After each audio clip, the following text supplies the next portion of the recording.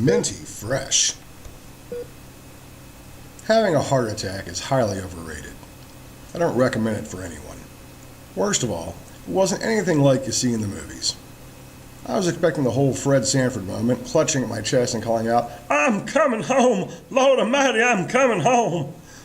No such luck. The day started pretty awful. I'd been out late the night before to see a friend's band. They were in from California. I'd been working 60 to 70-hour weeks and really just pushing myself to the limit. I woke up late and seriously, I felt like shit. The gal I'd been dating had a really bad flu bug or something, and she kept whining that it felt like she had a brick in her chest. I figured this is all it was, and I was mentally making plans to make her life hell for passing this malady on to me.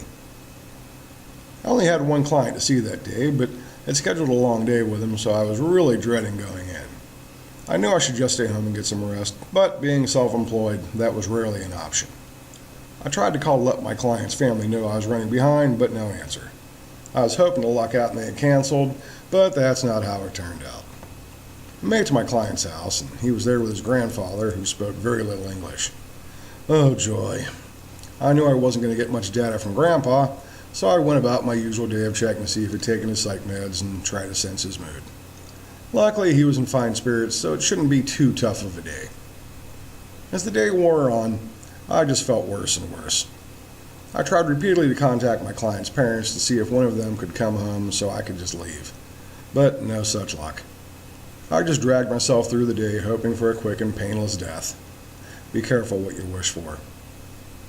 My client's dad finally showed up around 5 p.m. and I updated him on his son's condition for the day. The dad tried to get me to stick around for a while, but as I just felt like total crap, I simply left. I was home in minutes and still feeling like death warmed over. I thought a soak in the tub might help. Every part of my body ached. I was exhausted too. There are few things in this world as miserable as feeling sick and tired, so I dried off and dragged myself to bed. No sooner had I laid down when my teeth began to ache like nothing I had ever felt, and I broke out in a cold sweat. I knew, instinctively, that I was having a heart attack. Alone. This couldn't be good. I ran downstairs, gulped a handful of aspirin, and made one of my less brilliant ideas, and drove myself to the emergency room. Make a note of this. Don't do this. Call an ambulance. To make sure I didn't croak en route, I made myself chain smoke the whole way. This may sound crazy, but there was a method to my madness. This made me cough and choke a lot, thus keeping my heart in rhythm. Again, not a brilliant move. But I took the gamble and it worked for me. Don't do it. I'm lucky I didn't die in the car. En route to the hospital, I phoned my dad. As usual, he was busy, but I told him, "Shut the fuck up and listen. I'm having a heart attack and I'm on my way to the hospital." I then hung up on him, as I was doing about 80 miles an hour, chain smoking and having a heart attack. I didn't need to push my luck any further by trying to talk on the phone as well. The emergency room would have been laughable had it not been for my condition. I made my way to the desk and told the lady, before she could finish asking what I wanted, that I was having a goddamn heart attack. She jumped up, yelled for a nurse, and hurriedly wheeled a wheelchair under me, just as I was starting to collapse.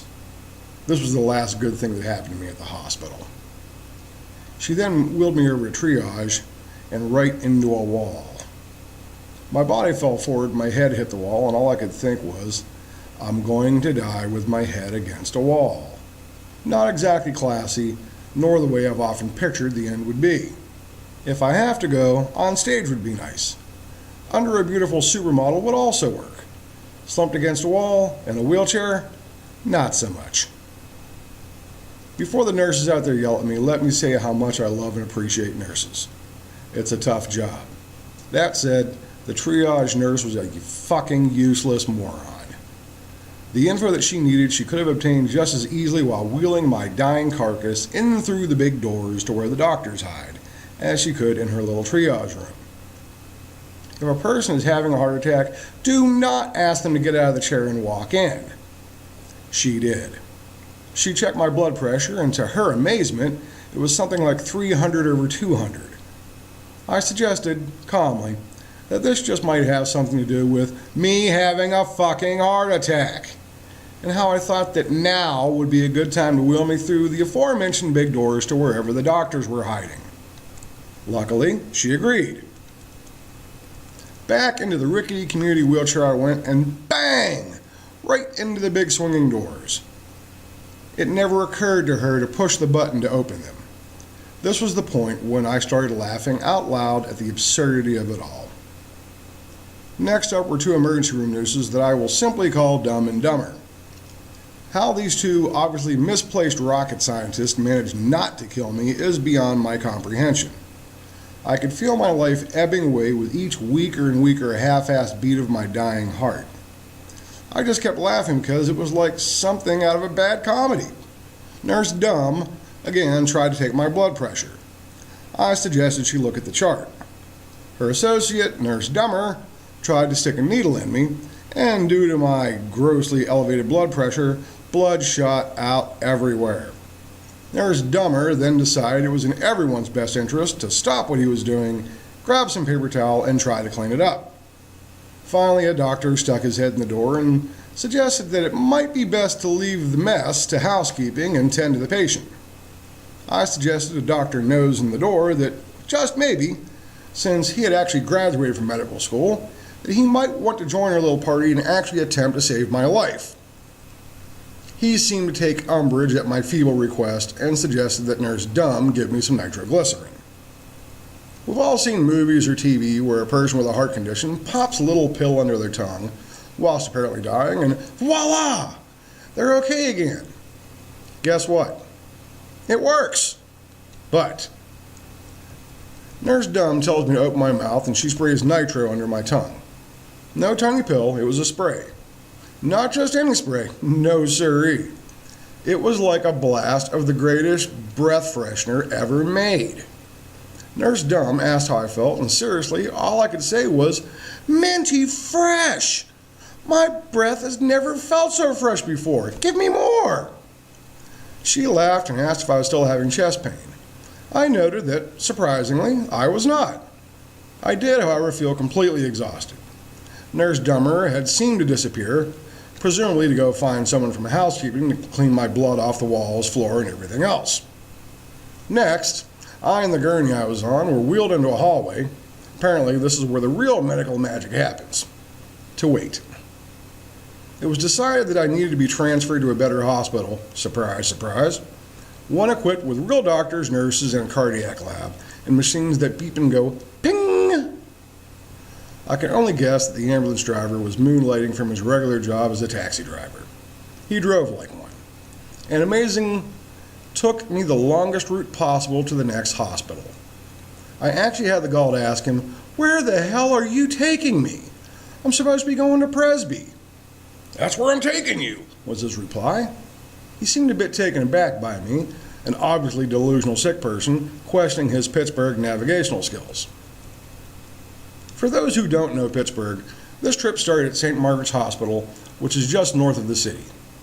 The fastest route to Presby would be to take Route 28 south, go across the 40th Street Bridge, up 40th, left on Liberty, right onto the Bloomfield Bridge, left onto Bigelow, then up behind Soldiers and Sailors Hall to the rear emergency room entrance. At a high rate of speed, this should take an ambulance driver maybe 7 minutes. Remember, heart attack patient in the back. Time is of the essence. But no. Mr. Ambulance Driver opted to take the longer, less scenic route of driving all the way down Route 28 and catching the 579 bypass and onto the Parkway and then into Oakland, where Presby is. Had it been 4 a.m. and there was a guarantee of no traffic, I could almost see his logic. But as it was evening and rush hour was still in effect, the Parkway would be, and was, a nightmare. Stop, start, speed up, slow down, change lanes. Almost 20 minutes it took. I kept messing with the driver, telling him that if I died because his dumb ass took the long route, I would come back and haunt him. He seemed to take this seriously. Perhaps he was already being haunted by a previous patient who died in his ambulance from his arrogant navigational methodology. Finally, at Presby, I was whisked to the cardiac lab. There I was greeted with a phrase that I have loathed for decades. "Hey, aren't you Dr. Metzger's son?" asked one of the nurses. Again, I just broke out laughing at the absurdity of it all. I told her that yes, I am, and could she please finish saving my life and then we could play 20 questions after. I then made a mistake that I paid for months to come. One of the nurses needed to shave me. Down there. You know what I mean. My naughty bits. Still reeling from laughter at just how bizarre this whole experience had been so far, my smart-ass side answered for me. I asked if she could leave a landing strip like some gals get when they get a bikini wax. Much to my horror, she agreed, and that's just what she did. I was shaved bald as a baby's butt, except for a strip of hair. For months, it was like an itchy mohawk growing down there. My OCD side was going nuts. I was having to trim things on a weekly basis to keep them even. But yes, you guessed it, it all got weirder. This was when I met the man who seriously saved my life and has kept me alive for the past 7 years. My little Chinese doctor with the porn star name. Not only is he an excellent cardiologist, even Dad thinks so, and he should know, but he has a good sense of humor and amazing bedside manner. He explained everything he was doing, step by step, the whys and the hows, and I will never forget as he shot the dye into me telling me, okay, you're going to feel a hot flash and then it will feel like you've pissed yourself. Don't worry, you've not, just don't move. Well, damn if he wasn't right. That was exactly what it felt like. And just that fast, it went away. Seriously weird. I dozed off for a bit as they put the stent in. I figured if they needed me, they'd wake me up. Next thing I know, I'm being wheeled to my room by a very nice nurse or surge tech who I'll call Milton, name change to protect his identity. Milton was a very nice, apparently homosexual man. He seemed generally concerned with my well-being, too. We had a pleasant little chat while he wheeled me, and when he got me to my room, asked if it would be possible for us to see each other socially when I got out of the hospital. Sweet land of Goshen. Dude was hitting on me. Apparently, the sight of me naked and with a landing strip to boot was more than his libido could handle.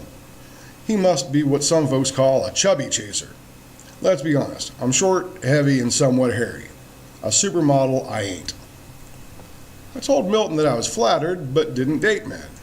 But as it just helped save my life, I couldn't flat out say no. I asked if it would be okay if I thought about it for a few days.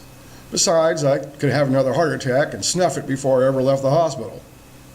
Milton told me that he hoped that wouldn't happen and told me he would check on me from time to time. Well, damn it if he didn't. He stopped by every day and even brought me flowers and homemade cookies. Finally, my friend Linda came to visit, and when Milton asked who she was, I lied and said she was my girlfriend. Sorry, Linda. Broke poor Milton's heart. He never came back to visit. The night's weirdness wasn't over yet, though. There was the matter of all the blood thinners I was on and the fact that my little Chinese doctor with a porn star name couldn't get my bleeding to stop. This bleeding was in my groin where he slid the tube up into my ticker. I don't care to be more graphic. Apparently, the doc had tried using surgical cement to close the incision, but with all of the blood thinners I was on, it was taking my blood a while to clot. A young intern was sent in to handle this. In all honesty, I felt bad for him.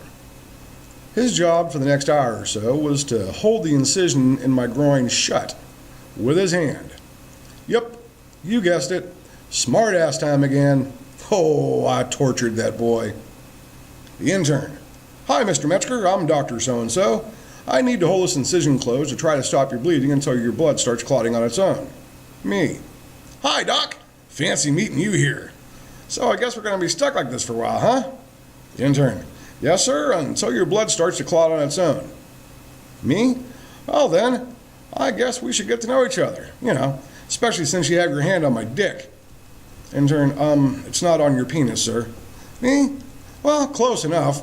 I don't usually have strange men's hands in my crotch. I'm not saying that you're strange, but well, you know what I mean. The intern just looked really uncomfortable. Me? You have warm hands. Thank God for that. The intern was trying to ignore me now. Me? That's a very nice cologne you're wearing. I bet it drives the nurses wild. Don't be alarmed if I start getting an erection. I seriously thought the kid was going to vomit right about then. Me. So, Do you often have your hands in another man's crotch, or is this a first for you too? Intern. Mr. Metzger, I'm just trying to stop the bleeding. Me. Oh, and I thank you for that. Uh-oh. Did I just feel a twitch down there? Intern. Mr. Metzger, you just had a massive heart attack. I think you should be getting some rest instead of talking so much. Me. I guess a blowjob is out of the question then, huh?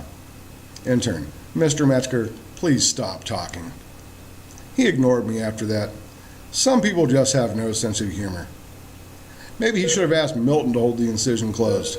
I bet he wouldn't have minded.